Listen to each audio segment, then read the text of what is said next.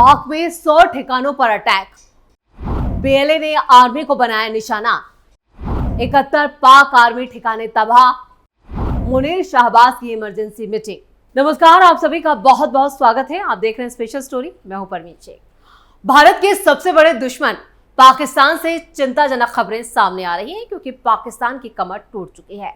America से परमाणु radiation की जांच के उपकरण से लैस हवाई जहाज पहुंचने और मिस्र से बोरोन से लदे जहाज के पहुंचने की अटकलें खतरनाक संकेत दे रही हैं। आशंका है कि कहीं भारत के मिसाइल हमले की जंग में पाकिस्तान का कोई एटमी फैसिलिटी तो नहीं आ गई है। बोरोन का इस्तेमाल रेडिएशन को खत्म करने में होता है। इसी आशंका को बल मिल रहा है, लेकिन काफी संवेदनशील मुद्दा होने की वजह से ना तो कोई इसे कंफर्म कर सकता है और ना ही कोई इससे इनकार कर सकता है। यानी अभी पाकिस्तान भी कश्मकश में है क्योंकि वहां पर रेडिएशन की जो खबरें आ रही हैं उस पर पुख्ता जानकारी ना भारत की तरफ से आई है ना पाकिस्तान की तरफ से। और इस बीच एक तरफ भारत ने पाकिस्तान के शहरों को खाक बना दिया तो पाकिस्तान के अंदर ही बलूच लिबरेशन आर्मी ने उसकी गर्दन मरोड़ दी है। बीएलए ने दावा किया है कि उन्होंने ऑपरेशन हिरोफ के तहत 71 हमले किए, जिनमें पाकिस्तानी सेना के काफिले, खुफिया केंद्र और खनिज परिवहन ऑपरेशंस भी शामिल है। पाकिस्तान ने जो मुसीबत खुद ही मोल ली है वो अब उसे भारी पड़ने लगी है। एक तरफ पाकिस्तान लगातार भारतीय सीमा पर ड्रोन अटैक करने की कोशिश कर रहा है, लेकिन भारतीय सेना उसे ऐसा मुंहतोड़ जवाब दे रही है कि उसकी हालत खराब होती जा रही है। पाकिस्तान अपनी बर्बादी की तरफ लगातार तेजी से आगे बढ़ रहा है, या ये कहें कि पाकिस्तान अब पूरी तरह से बर्बाद हो ही गया है। पाकिस्तान की आर्मी अपने ही लोगों को नर्क जैसी जिंदगी देने पर आमादा है। दरअसल बलूचिस्तान ने पाकिस्तान की गर्दन मरोड़ने की जो तैयारी है वो लगभग पूरी कर ली है। बीएलए के 51 ठिकानों पर किए गए 71 हमलों से पाकिस्तान दहल उठा है।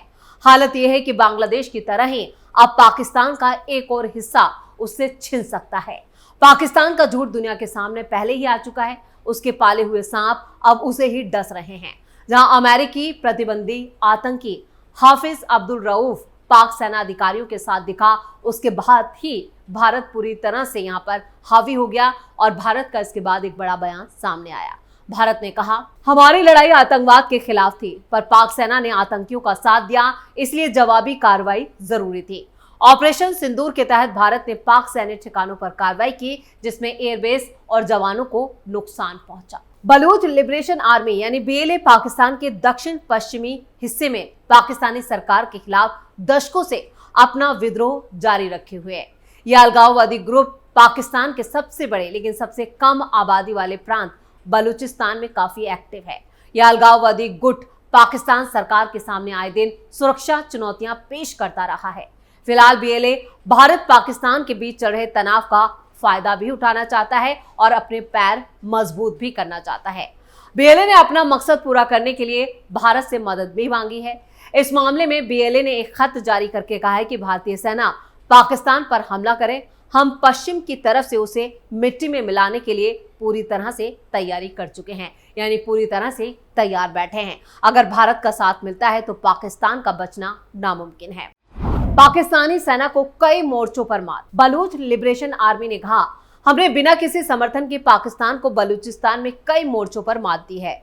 भारत हमें राजनीतिक, कूटनीतिक और सैन्य मदद दे ताकि पाकिस्तान को जड़ से मिटाया जा सके। गुरुवार को ही बीएलए ने कलात के मंगोचर इलाके में बड़े पैमाने पर हमला किया था, जिससे क्वेटा कराची राजमार्ग पूरी तरह से कट गया और सरकारी दफ्तरों में आग लग गई। एजेंसियों ने बताया कि बीएलए के सशस्त्र आतंकवादियों ने राष्ट्रीय राजमार्ग पर यातायात को पूरी तरह से बाधित कर दिया। वाहनों को रोक दिया गया, कई इमारतों, न्यायिक परिसरों और बैंकों को आग लगा दी गई। बीएलए के ग्रुप फतेह दस्ते ने हमले की जिम्मेदारी ली और इसे अपने मुक्ति संघर्ष का हिस्सा करार दिया। बीएलए ने मंगलवार को भी पाकिस्तानी सशस्त्र बलों यानी सेना पर 2 हमलों की जिम्मेदारी ली थी। बोलन और केच में हुए इन हमलों में पाकिस्तानी आर्मी के 14 सैनिक मारे गए थे। बीएलए की स्पेशल टैक्टिकल ऑपरेशन स्क्वाड ने यहां पर मच और बोलन के शोरकंद इलाके में भी पाकिस्तानी आर्मी का जो काफिला था उसकी गाड़ी पर remote control improvised explosive device से हमला किया था, जिसमें कथित तौर पर सभी 12 पाक सैनिक मारे गए थे। वैसे तो बलूचिस्तान में कई चरमपंथी या अलगाववादी ग्रुप एक्टिव हैं। इनमें से 2 ग्रुप सबसे ज्यादा एक्टिव हैं। पहला है बलोच लिबरेशन आर्मी और दूसरा बलूचिस्तान लिबरेशन फ्रंट यानी BLF। BLA और BLF ये दो जो ग्रुप है वो पाकिस्तान को लगातार चोट पहुंचा रहे हैं और भारत से मदद की मांग कर रहे हैं। बलोच लिबरेशन आर्मी का इतिहास। BLA 2000 के दशक की शुरुआत में 1973 से 1977 के स्वतंत्र बलूचिस्तान आंदोलन के वैचारिक उत्तराधिकारी के रूप में उभरा। हालांकि बलूच राष्ट्रवादी भावनाएं 1947 में पाकिस्तान के गठन के वक्त से चली आ रही हैं। BLA बलूचिस्तान की पाकिस्तान से पूरी तरह से स्वतंत्रता की मांग करता रहा है। उसको पाकिस्तान सरकार से कई तरह की शिकायतें हैं, जिनमें बलूच लोगों के जबरन विलय, सांस्कृतिक हाशिए पर रखे जाने और प्राकृतिक गैस, कोयला, तांबा, सोने सहित जो वहां पे इस इलाके में प्रचुर प्राकृतिक संसाधनों का भंडारण है उसका आर्थिक शोषण किया जा रहा है। यानी बलूचिस्तान से जो पूरा खजाना, जो संसाधन मिलते हैं उसकी लूट पाकिस्तान करता है। बलूचिस्तान प्रांत में प्रचुर मात्रा में खनिज संपदा है, लेकिन इसके बावजूद ये पाकिस्तान का सबसे कम विकसित प्रांत बना हुआ है, जहां गरीबी और यहाँ पर निरक्षरता और खास ही साथ जो स्वास्थ्य सेवाएं हैं उनकी हालत बहुत ही ज्यादा चिंताजनक है। लोगों को यहाँ पर एक जो सम्मानजनक जीवन जीने के लिए जो बुनियादी ज़रूरतें हैं और जो बुनियादी सुविधाएं इस इलाके में होनी चाहिए वो पूरी तरह से नापैद हैं। वहाँ पर किसी तरह का कोई इंफ्रास्ट्रक्चर नहीं है, सिर्फ पाकिस्तान वहाँ से दोहन करता है। जो भी वहाँ का इंफ्रास्ट्रक्चर है, जो संसाधन है, उन्हें लूटता है और वहाँ पर लगातार विकास की उपेक्षा की गई है। ना ही लोग एजुकेटेड है, ना उन्हें किसी तरह की एजुकेशन मिल रही है, जिससे वहाँ पर और भी ज़्यादा पाकिस्तान को लेकर जो विद्रोह है वो भड़कता जा रहा है। आपको बता दें कि इनसे साफ है कि अंतर ने बलूच लोगों के बीच अलगाववादी भावनाओं को और बढ़ावा दिया है।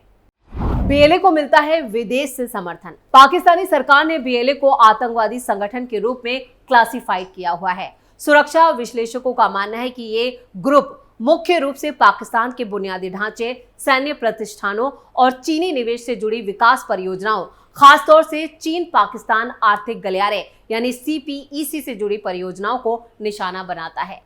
इस्लामाबाद लगातार यहाँ पर यह दावा करता रहा कि BLA को विदेशी खुफिया एजेंसियों से समर्थन मिलता है और इस दावे में बिल्कुल भी दम नहीं है। यानी ये जो दावे पाकिस्तानी सरकार की तरफ से किए जाते हैं वो पूरी तरह से खोखले हैं, जो पाकिस्तान को अस्थिर करने और क्षेत्र में चीनी रणनीतिक हितों को बाधित करने की कोशिश कर रही है।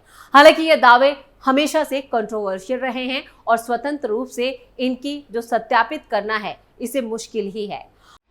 बलूच कार्यकर्ताओं को मारती है पाक सेना।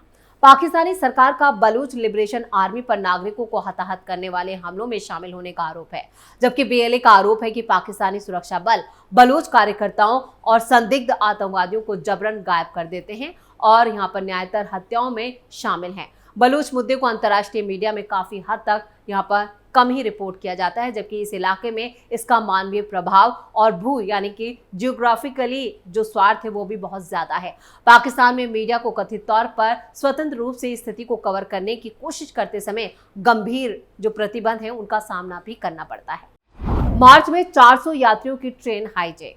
हाल के सालों में BLA ने तेजी से आधुनिक रणनीति और हथियार अपनाने पर जोर दिया। इस बीच पाक सेना और सरकार ने बलूचिस्तान में सैन्य अभियान तेज कर दिए और इस साल मार्च में ही यानी मार्च 2025 में बलूच अलगाववादी ग्रुप ने बलूचिस्तान के बोलन इलाके में 400 से ज्यादा यात्रियों वाली जाफर एक्सप्रेस ट्रेन को घेर लिया था, इसे हाईजैक कर लिया था और यात्रियों को बंधक बना लिया था। जवाब में पाकिस्तानी सेना ने जवाबी कार्रवाई की थी, जिसके परिणाम स्वरूप कई बंधकों और BLA के गुर्गों की जान चली गई थी। BLA का मकसद एक अलग बलूचिस्तान राज्य की स्थापना करना है, जिसके लिए वो भारत की मदद चाहता है।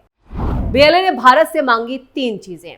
भारत और पाकिस्तान के बीच पिछले कई दिनों से चल रहे यहाँ पर जो जंग के हालात थे, जो संघर्ष चल रहा है, अब उसमें सीज फायर जरूर लग चुका है, लेकिन पाकिस्तान अब भी नहीं मान रहा है। हालांकि इस दौरान अब बलूचिस्तान ने पाकिस्तान के खिलाफ एक नई जंग शुरू कर दी है।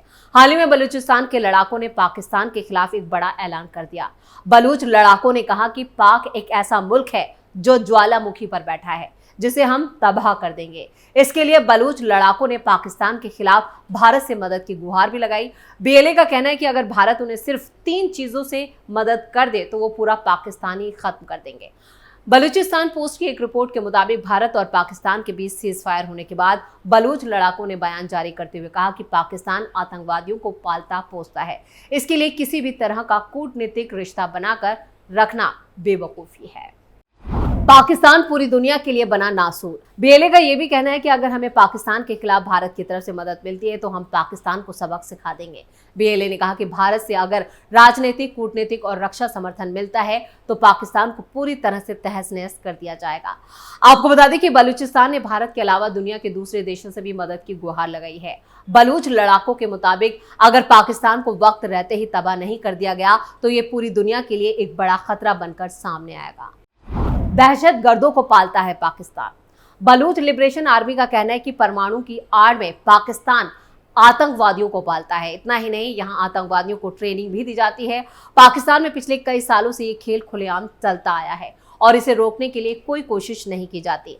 बीएलए ने चौंकाते हुए कहा कि इस खेल को खत्म करने के लिए हमें आगे आना होगा और इसके लिए पूरे पाकिस्तान को खत्म करना जरूरी है। बीएलए ने यह भी बताया कि उनके पास इसके लिए एक प्लान भी तैयार है।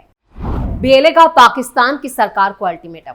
बीएलए ने पाकिस्तान की सरकार को अल्टीमेटम देते हुए कहा है कि अब वो दिन दूर नहीं रह गया जब बलूच को आजाद मुल्क बनने से कोई ताकत नहीं रोक पाएगी। इस काम में जितनी देरी की जाएगी उतना ही खून बहेगा। अब इस अभियान में हम लोग पीछे नहीं हटेंगे। इतना ही नहीं, बलूच के लड़ाकों का कहना है कि अगर भारत पाकिस्तान को टुकड़ों में बांटना का फैसला करता है तो हमारा पूरा सहयोग उनके साथ रहेगा। इसके दौरान बलूच के लड़ाके तुरंत पाकिस्तान की पश्चिमी सीमा को घेर लेंगे। तो 22 अप्रैल को जम्मू कश्मीर के पहलगाम में 26 बेगुनाहों की जो जान गई, आतंकी हमला हुआ, उसमें उनकी हत्या कर दी गई। भारत पाकिस्तान के बीच तनाव को चरम तक पहुंचा दिया इस अटैक ने। और इस हमले के जवाब में भारत ने ऑपरेशन सिंदूर के तहत 7 मई को पाकिस्तान के कई आतंकी ठिकानों पर जवाबी कार्रवाई की। पाकिस्तान के कई ठिकानों को तबाह किया गया और इस एक्शन का सबसे बड़ा और चौंकाने वाला हिस्सा था 10 मई को पाकिस्तान के नूर खान एयरबेस पर भारत का सटीक मिसाइल हमला, जिसने न सिर्फ पाकिस्तान की सैन्य ताकत को झकझोर कर रख दिया बल्कि उसके परमाणु हथियारों की सुरक्षा पर भी सवाल खड़े कर दिए हैं। इस हमले के बाद 10 मई की शाम को यूएस प्रेसिडेंट डोनाल्ड ट्रंप की मध्यस्थता से दोनों देशों ने सीज फायर की घोषणा की, लेकिन इस सीज फायर के पीछे नूर खान एयरबेस की तबाही और पाकिस्तान के परमाणु कमांडर सेंटर पर मंडराते खतरे की कहानी भी छिपी है, जिसकी पुष्टि न पाकिस्तान कर रहा है न भारत कर रहा है। लेकिन वहां से जो खबरें छन छन कर आ रही हैं वो चिंता जरूर बढ़ा रही हैं और भारत की नहीं बल्कि पूरी दुनिया की चिंता बढ़ती जा रही है। तो इस स्पेशल स्टोरी में इतना ही। वीडियो कैसा लगा कमेंट करके अपनी राय जरूर दें। वीडियो को लाइक करें, शेयर करें और कैपिटल टीवी को सब्सक्राइब जरूर करें। धन्यवाद।